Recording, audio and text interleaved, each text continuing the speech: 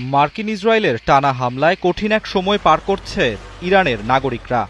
ধ্বংসস্তূপে পরিণত শহরে দিন কাটছে অনিশ্চয়তা আর নানামুখী সংকটে। পবিত্র রমজান মাসে হামলার আতঙ্ক আর প্রিয়জন হারানোর শোকে কাতর বাসিন্দারা।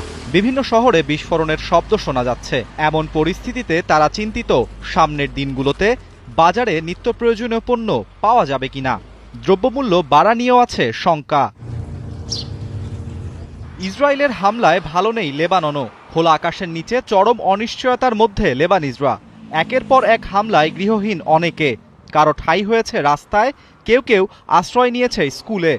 আতঙ্কিত বাসিন্দারা জানেন না কবে স্বাভাবিক জীবনে ফিরবেন তারা। চলমান রমজানে তাই দেশটিতে চরম অনিশ্চয়তায় দিন কাটাচ্ছে ঘরছাড়া মানুষ।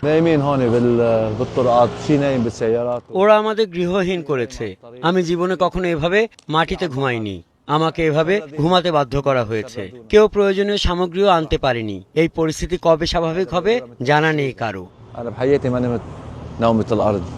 অনেকে দেশ ছাড়ছেন নিরাপদ আশ্রয়ের উদ্দেশ্যে। নিজের দেশে এসে অনেক প্রবাসী পড়েছেন বিপাকে। অনেকেই সন্তানের জীবনের নিরাপত্তার কথা ভেবে ভিন দেশে পাড়ি জমাচ্ছেন। কেউ বা পাঠাচ্ছেন সন্তানকে।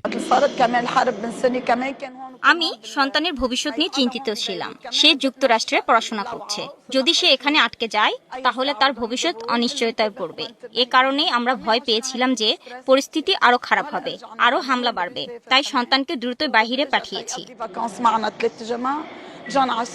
বিশ্লেষকদের মতে মধ্যপ্রাচ্যে সংঘাতের প্রভাব সারা বিশ্বে সমানভাবে পড়েছে। ক্ষমতার দ্বন্দ্বের লড়াই কবে স্বাভাবিক অবস্থায় ফেরাবে মধ্যপ্রাচ্যকে, তার কোনো উত্তর নেই কারো কাছেই।